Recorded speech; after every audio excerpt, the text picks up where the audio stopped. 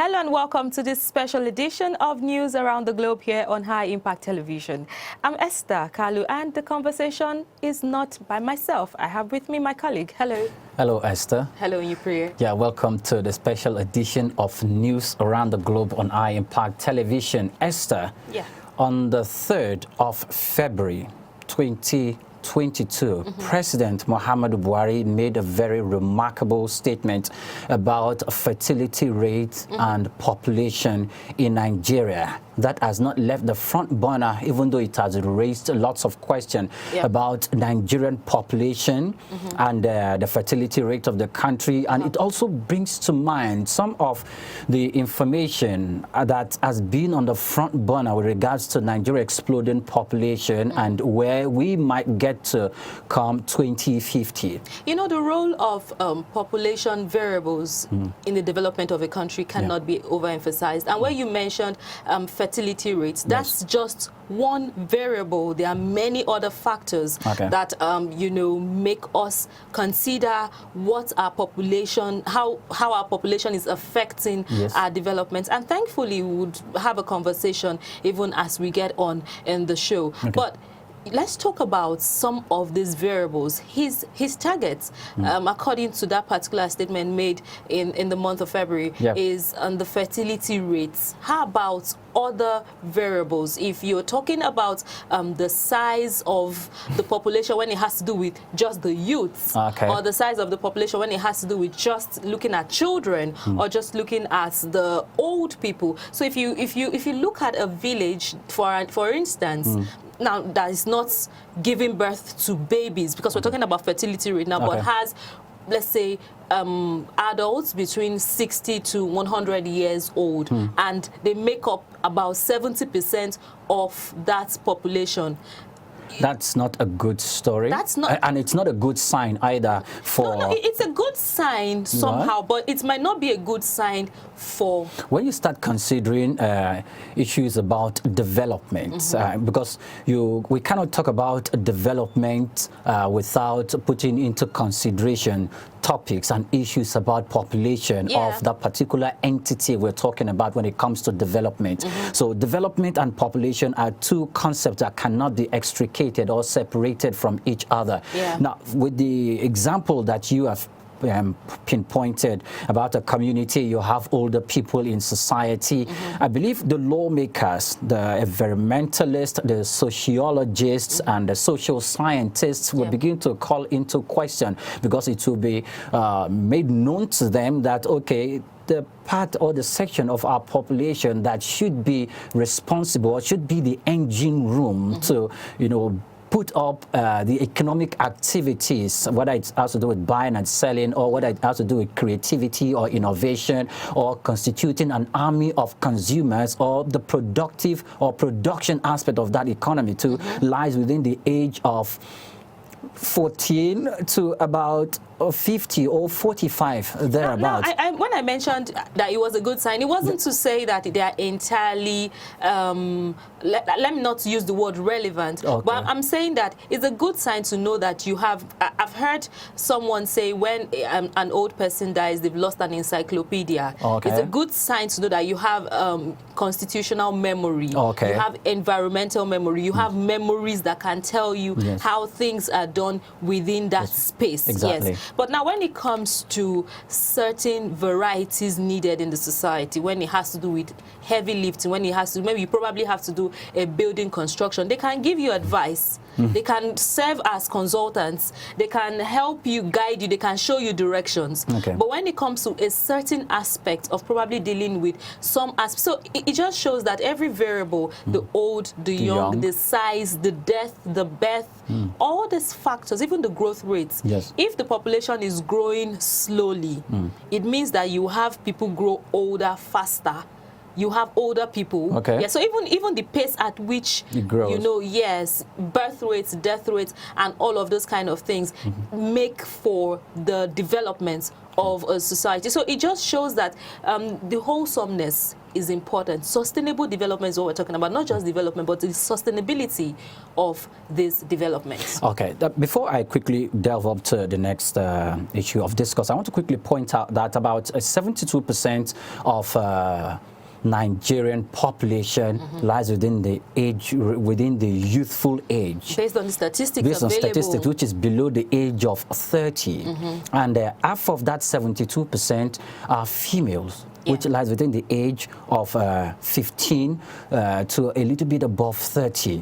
Now, if we look at that, they're in their reproductive stage, and it points the fact that, okay, there's a global report that came up about Nigeria, that in 2050 we're going to be the country with the third most populous country in the world. Now, if we look at that statistics with that projection that has been made concerning Nigeria, you could see that we are way on the track, most especially because we have lots of females there, and the age range that they lie is very, very significant and important to population growth in the country, which cannot be separated from development. But before we continue our topic of discussion, let's quickly go on a break, and when we return, the special edition of News Around the Globe on High Impact Television continues. Do stay with us.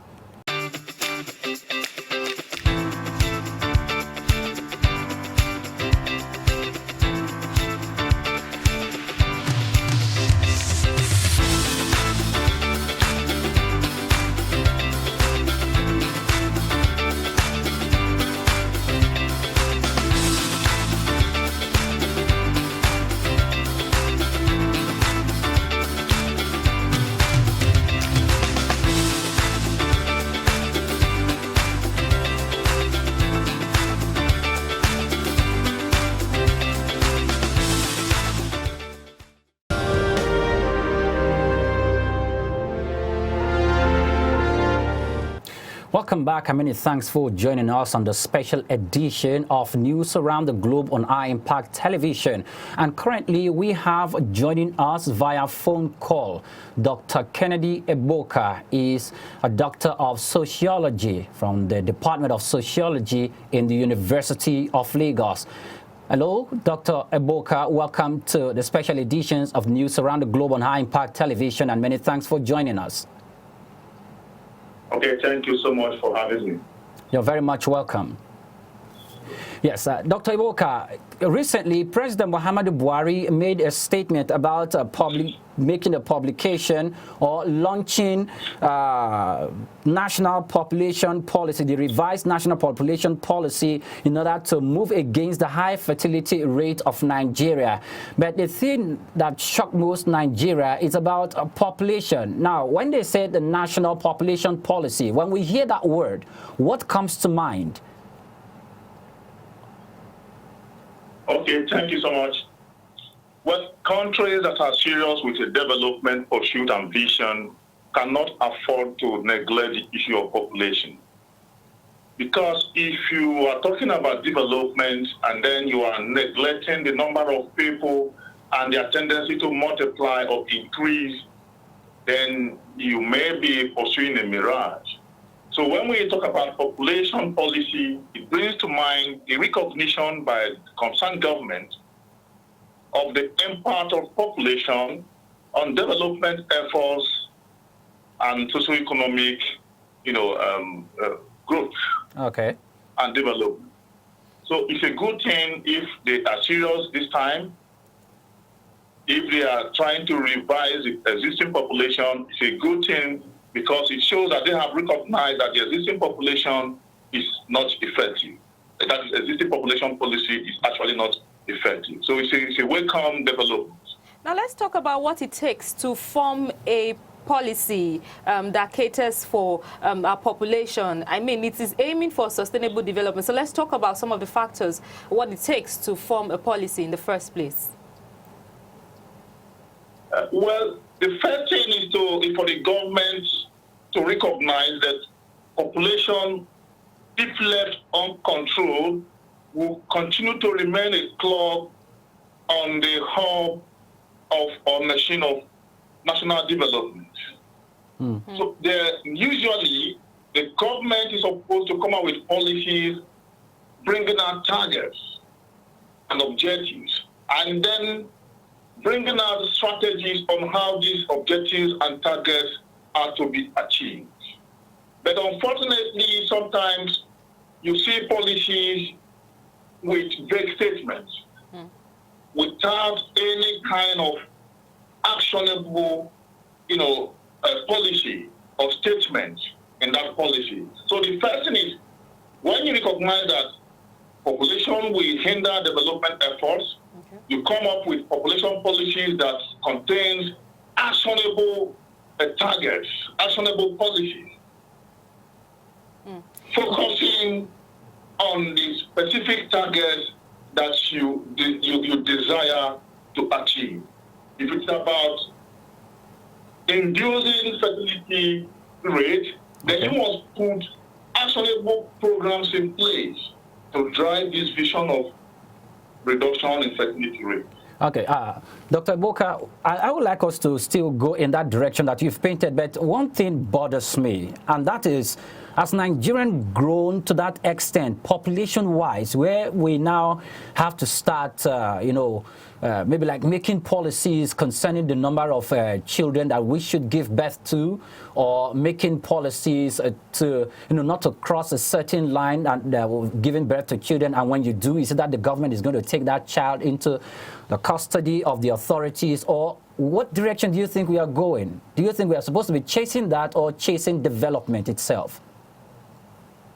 I don't know if I got you correctly, but if your question is whether it is okay for the government to pursue a policy for the reduction of fertility rate, then yes, I would say absolutely. Is that your question? Yes, please. Yes. You see, serious, I'm not saying that we don't have a serious government or that our country is unserious, but that serious government recognize the impact of population on the well-being of their people as well as their development vision. In fact, in places like Indonesia, when they started to pursue programs targeted at reducing the population size, they were not as much as we are today. As early as 1967, countries like Ghana, Kenya, and some of the countries in Asia have recognized the importance, the impact of population size on development of a nation. So they have begun to, as at that time, begin to introduce policies targeted towards reduction of fertility rates, thereby slowing down rapid population growth. Okay. Because if you do not manage the rate at which population grows in a country, then you will end up having too many people to take care of. Instead of putting in, investing in the development areas and critical sectors like education,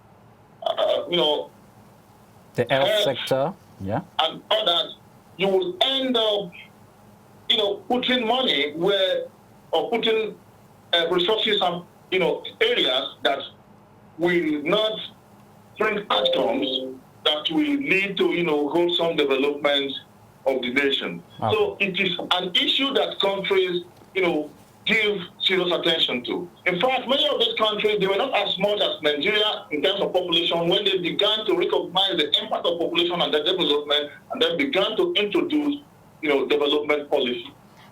Okay, so I'd like to ask now, how long does it take to, review a national policy on population? How long, when do we know that it's time to review this policy?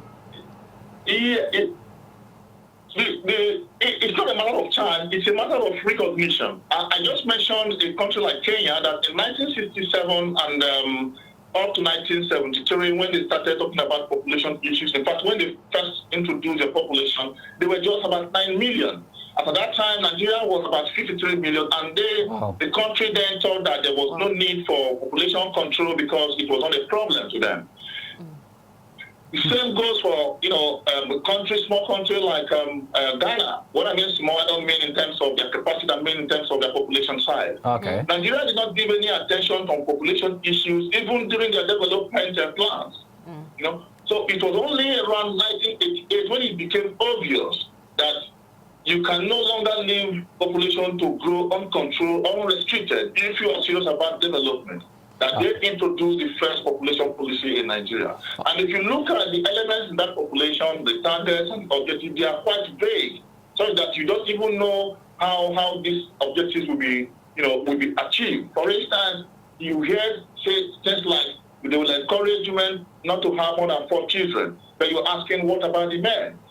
When population policy is serious, that is countries where population policy is serious, it is anchored on the family, like we saw in the examples of China. Okay. You cannot be telling women not to have more than 4 children in a society where men can marry up to 4 children, according to some cultural ethos. Mean 4 wives? That means if a man needs 16 children, all he needs to do is just to marry 4 wives, and 4 times 4 would be like 16.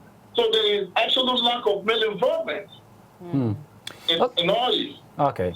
All right, Dr. Iboka. Now, one thing I want to examine is this: we often talk about the disadvantage of having a population that the government cannot cater for, or that the country or the society itself cannot cater for, maybe due to other development and economic indices. But let us pay a little attention to the advantage of having a population like China, people having about 1 billion thereabouts people.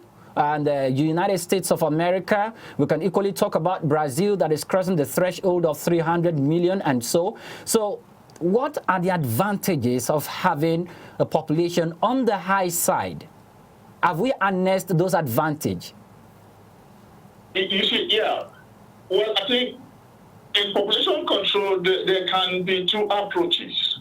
Some may, argue for the approach where population policies and programs are introduced, and these policies are actionable with incentive and disincentive targeted towards achieving the objectives. Okay. Others can say, okay, that the best contraceptives or population reduction program is development. But the question is, for how long will you wait for the benefits or fruit of development to come in such a way as to exert negative influence on population growth?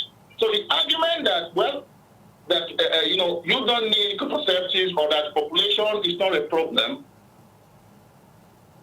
will have to go with the level of technological and scientific development of the nation. You just mentioned in China. Yeah. Do you know that for about 3 decades, China maintained a very strict one-child population policy? Yeah. And then they were gauging their population structure. When it was time for them to say, okay, we need to loosen up because of certain imperatives, they made it 2 children policy. So it's not a question of US, UK. A country should know what it wants. A country should look at the population structure and ask itself, is this okay for us? Because even this analysis of population and development, if we bring it down to the level of the family, that is the microcosm of a nation or society, you will ask yourself, if you are a low income earner and you have a number of children that you cannot adequately take care of, you know the impact of that on the family and the children, as well as their future development. So it's not a question of comparing Nigeria with countries like United States or China. Okay. It has to do with the level of technological development and available institutions to cope with the problems that may emanate from growing population. We do not have the resources. We do not have the technology like that of China and US to leave our population uncontrolled. Okay, Dr. Iboka, aside addressing Nigeria's sustained high fertility rates, I'd like to ask for recommended ways to address our population concerns as a nation.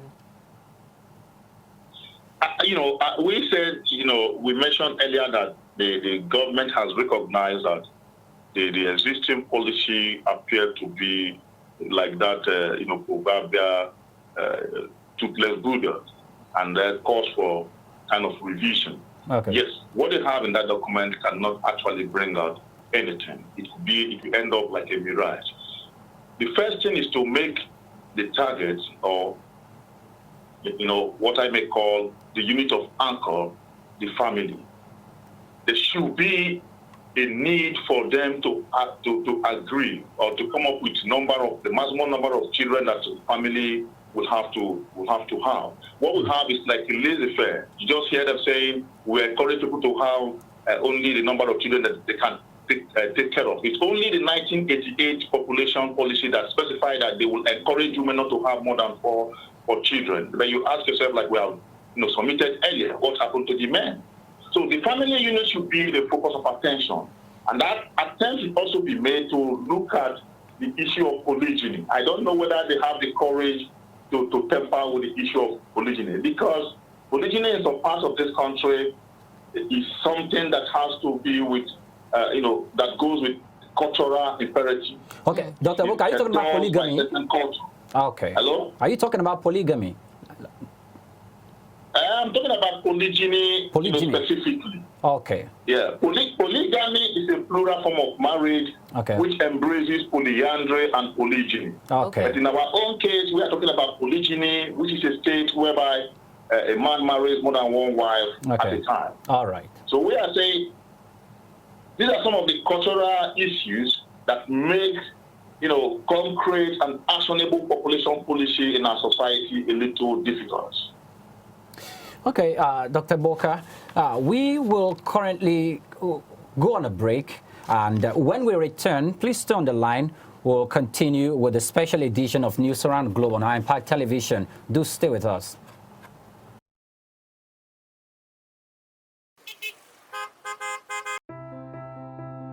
Traffic hawking, a business venture and a growing menace.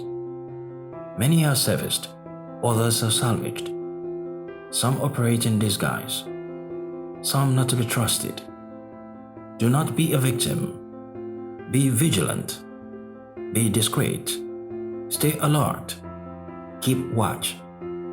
This message is from High Impact Television, securing the future.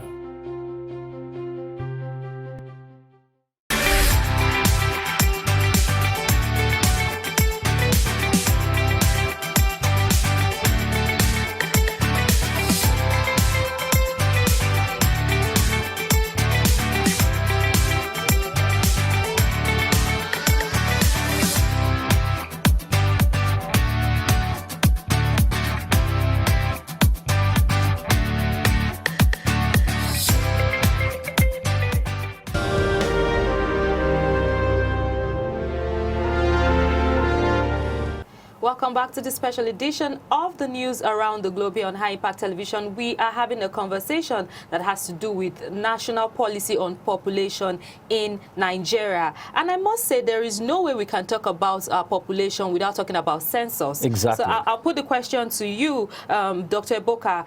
When we have to plan a national population policy, do we not need to know, at least have a figure or a statistic? Do we not need to know the number of people we are planning for? Because I'll still have to go to the conversation on census, and the last time we had census and the next time we plan to have, is it okay for us to make a national policy on population without a census? Anyway, thank you for that question. We don't know. You see, ordinarily, countries are expected to have national population census at least every 10 years, if you cannot make it every 5 years. Because you need a number of people living within a territory to be able to understand how to go about the development process. So it is imperative that population census be conducted at least every 10 years. That is one area, again, that our country, or this country, has not lived up to its expectations. Because you have just mentioned that the last census was in 2006. And since then, we understand that the population has been growing, because the existing population policy is not actionable, it's not effective. So it's expected that the population will be growing at the rate it was in 2006, which was 3.18%, and still hovering around that area. And the implication of this is that in the next 23 years, if we continue at that rate, the country will have to double itself. For a country that is growing around 30% per annum, it takes 23 years or less to double its size.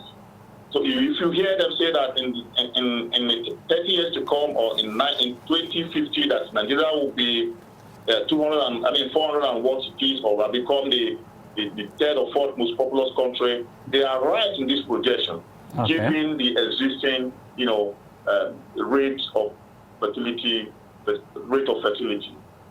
Okay, whilst we look at that, in 2019, the world, the global body actually came up with not just a forecast, was that between that time period, Nigeria was having 201 million. I wanted to ask a question. Do you, even though we didn't have any population census in Nigeria from 2006 to about till 2019, and even at the moment as we speak, but they were able to come up with a figure. Do you, as a social scientist, how do they come up with these figures? Is it tenable? Yes, it is. Thank you. We had the last census in 2006, and when you compare the figure with what we had in 1999, you should be able to understand the rate of population growth. Okay. And from that rate that is derived from this interval, you can make projection about the population of the country as they continue to grow.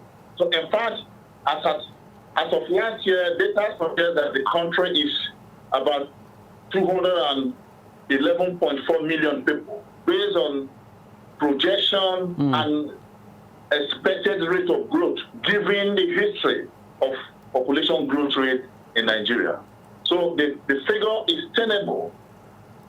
Okay, but let me look at it from this perspective. Now, even though the country has not had what do I call it, population census from that time till now, and the projection, what the projection has been saying, what the forecast has been saying that we currently have on the table is running to 211 million thereabouts. Let's look at government ability about making proposals and budgetary allocations and national budgets, including the budgets coming out from the federating units. Do you think this is a figure they can work with to get it right in regards to development planning for the people?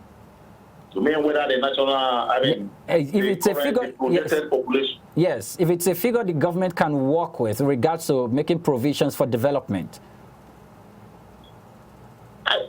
The figure is reliable, and it's something that the government can work with. Okay, let's move away from that. Now, we talked about bringing these population figures and the talk about using contraceptives and other modern tools to control the fertility rate in the country. Let's consider like you said, the microcosm of the family at the ebb of society, most especially in the northern part of the country, not just only in the northern part, including some parts in the southern part of Nigeria as well. Talking about birth control and using contraceptives, do you think it's a welcome development that can be accepted at the ebb of society with regards to managing the population in the country? Yes, birth control, the use of modern family planning method has been known to be effective in the reduction of fertility rate and the population growth. The challenge is how it is channeled and managed. We said earlier that a system that only focuses on women without any much emphasis on men is not likely to achieve its set objectives. And if you look at, again, the strategy deployed in the, giving access to those who want to make access, that is, giving access, women access to contraceptives or modern family planning, you will see that it is clinic-based. But if you want to reach or involve women, it has to move from the clinic-based approach to community-based approach. Because most men may, do not, or they have negative attitude towards, family planning clinic and even modern family planning methods. So there is a need for adequate involvement of men in the whole of this plan or target, to continue to focus on women alone in a patriarchal society where many of them may not even be able to have access to this without the approval of their husbands, will not all go well. Okay, so I'd like us to look at the national population policy that we had in 2004 and just do a brief read and look at some of the targets that, were set during that period. It says that national policy on population for sustainable development operates on the principle that achieving a higher quality of life for people today should not jeopardize the ability of future generations to meet their own needs. Now, this was 2004. The targets was set at reducing the national population rate to 2% or lower by 2015. By 2015. Yes. Now that we have exceeded 2015 by a lot of years, I'd like to ask, is there going to be a difference in the growth rate? What targets do you think we should be aiming for? Thank you for that question. That is what we have been saying, that even that of 1988 up to when it was reviewed in 2004, no significant thing was changed. It was just cosmetics. We made big statements without any actionable policy. How do we achieve this goal? We said we want to reduce this from social level to social level. You ask yourself how. The next thing in here is that we want to broaden ourselves to family planning among women. Same thing is how. What are the incentives and disincentives?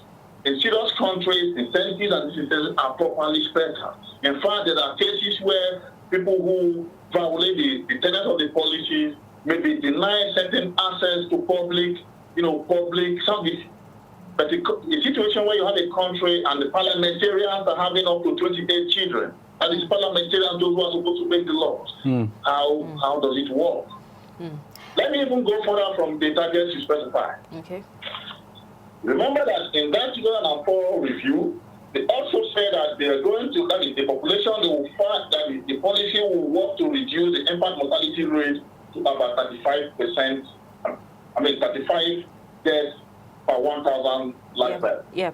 What we have today is far from achieving that goal, because up to now, we are having 67 deaths per 1,000.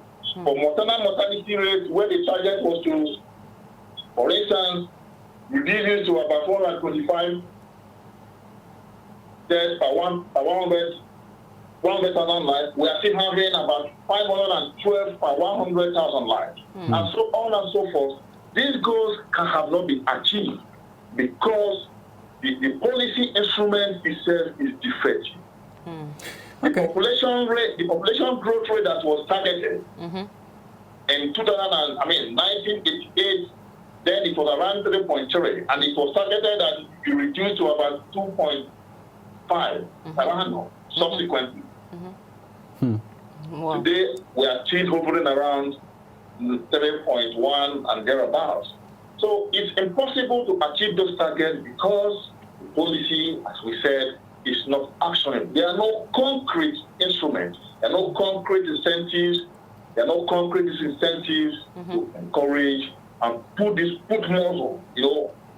muscles in this policy to make it possible for us to achieve the goal. So they have to come on board. They have to work hard about it if they really want to overcome these development quagmires. If for instance, we're able to even achieve the 2004 targets, what do you think the Nigerian society would look like? Well, if you are able to control your population or the rate at which you grow or multiply a number, there will be resources to invest in critical areas like health, education, infrastructure, and capital development. Okay. So the fewer the mouth you have to feed, The more resources you have for capital development, the arithmetic is simple. Okay. Lastly, Dr. Eboka, now let us look at it from the perspective of institutional framework. When we talk about the federal government at the center, we have the National Population Commission. When we talk about the state's government, for example, the Lagos State has its own Lagos State resident registration, which it has to do with enumerating the number of people in the state and with regards to those who pay tax. If we bring it down to local government, the local government are saddled with the responsibility of registering the birth rate in the different hospitals in the country, the death rates in the different local government areas around the country. And why is it so difficult to have a database for us to collate this figure and to plan with it so that we can have, even without conducting a national census, so we can have something to rely or fall back on? Well, it also falls back to the problem of lack of good data management and attitude of people. Then let us even ask ourselves, getting data and update that is through death registration or vital registration, how many people actually come to report about these vital events? In organized society, these events are taken as they occur. But in our own case, not all births are registered. In fact, not all births, as we are today, are still, taken care of within a clinical or hospital setting. And most deaths are not registered for the government to know the up-to-date figure or data on death. So it will continue like this because of poor technology and other aspects of social life, such as disillusionment among the population and so on and so forth. So it's impossible to get comprehensive data from such database. The best would have been this population, national population census. Okay.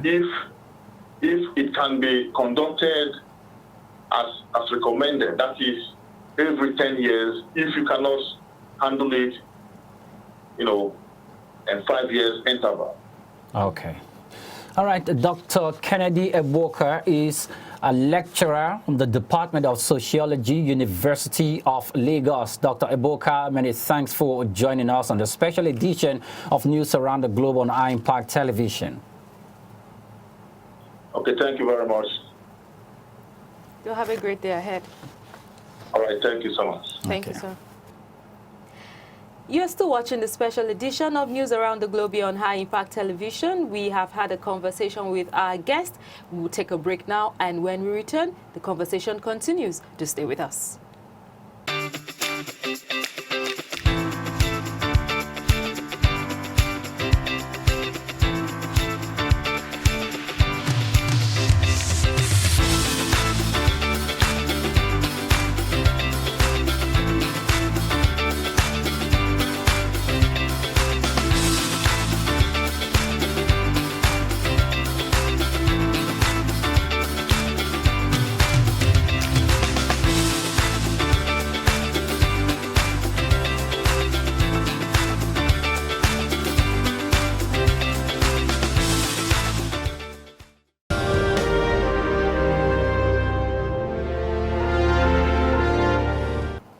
Welcome back to the special edition of News Around the Globe on High Impact Television. The conversation with Dr. Kennedy Eboka, I think it's in the right direction, because when I looked at all the statistics and he was talking about, I was more interested about the advantages of having more people in a country like Nigeria is the most populated country in Africa. Of what benefit and the advantage that we have over other countries. Okay. I want that. I like, even though currently we do not have, we haven't come up with a technology or to go through the both social barriers of bringing down our population, and even though Mr. President made that statement, but is it somewhere? Is it something that's going to hold sway at the head of society when something like a religion, ethnicity, and some form of culture interrupt the implementation of that policy? I like to say that sometimes when things are really good, you should also check if there are disadvantages to these things. Using Nigeria as a market, as to say, if you bring a product to Nigeria, you have over 200 million people that have access. Well, that could be a selling point, looking at the economic aspect of it. But there are advantages and disadvantages to population growth, I must say. So even though reading an article in 2018, there was an article published that China produces 2 billionaires every week. When I saw that article, I felt like 2 billionaires every week. How many people? This was in 2018, anyways. This is not a recent report. But how many billionaires do they want to give the world if they produce to everybody? Let's look at the pros and cons of population growth. And the first I have is increased human capital. Yeah. Of course, we already mentioned that it is an economic, it is a selling point. It's a, you can use that to say that if you bring your product to Nigeria, or if Nigerians love you, especially on social media these days, it's not even about a physical product or service, but if Nigerians love you, these are the number of people that would follow you on social media, for instance. So one of the pros is more people leads to greater human capital, and even though it looks like would the money circulate and all of those things, well, there would be more human capital in the first place. So that's one advantage I see about population growth. In line with what you just said about more people leads to greater human capital, do remember that the African Continental Free Trade Zone agreement that all African countries come together to append their signature and assent to give their consent to that particular bill. Nigeria was, a critical stakeholder, and the experts was actually advising the president to withhold assent because we have not really made laws to secure our border, so we can be very, very selective and in the number of manufactured products that is being shipped into the country.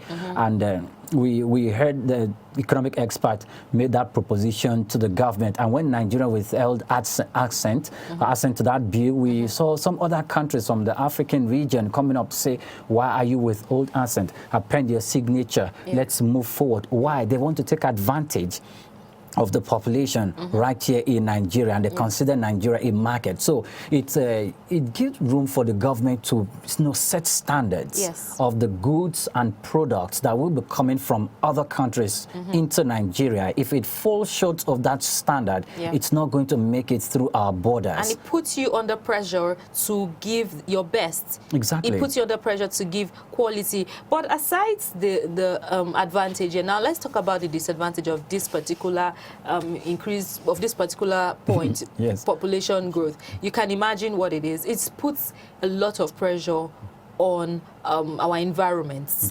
If you have a place, just think about a populated area. Just let's use a city in Nigeria, for instance, and talk about the population and what they go through when it has to do with the environment. I have to tell you, it is not beautiful. From the air you breathe, pollution, to the water you drink, everything. I feel being born in a city is beautiful, but if you've ever had the chance to move to a rural area where they have no form of emission, no emission in the atmosphere, where you're actually breathing fresh air, it's just you and the trees. Trust me, it's a better life. It is a better. The money there might be less, but the air is clean, the water is clean, in quotes, but then it is the environment enjoys the number of people in that space more than a place where you have a teeming population. Yes, I'm still looking at that. When you look at the disadvantage, we can talk about crime as well. Yeah. It's a breeding ground for crime, most especially when the authorities or the government lack the required technology to control the population. And just like Dr. Eboka said, if you don't have that required technology, the disadvantage is not good at all.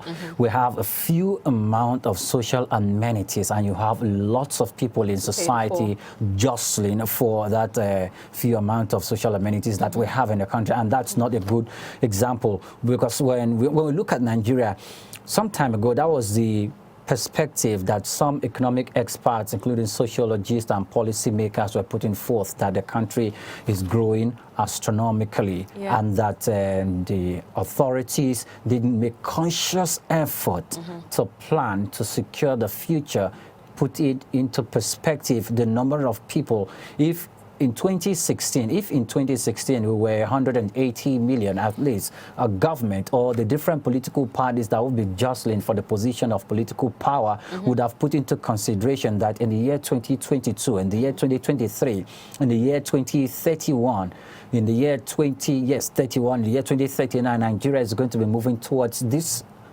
Our population is going to explode, and we'll be approaching about 350 million. So we need to look at the social amenities in a holistic way, and to put into consideration with regards to formulating policies in line with that direction. So when we talk about food production, what are we doing concerning that? When we talk about farming, what are we doing? When we talk about information communication technology, ICT, how are we, making the environment conducive for the teeming number of people that is coming? Are we going to feed them? Are we going to harness their creativity and turn it to advantage for the society in general? And if we don't plan for that, just the way it has been said that 2050 Nigeria is going to be the third most populous country. If it's going to be the third most populous country, how are we preparing for that? When I look at the advantages majorly about population growth, I see everything linked to the economic aspect, where you have things like specialization, innovative technologies, where you have all of that as the advantages. And then when I look at the disadvantages, both the advantages and the disadvantages affects humans.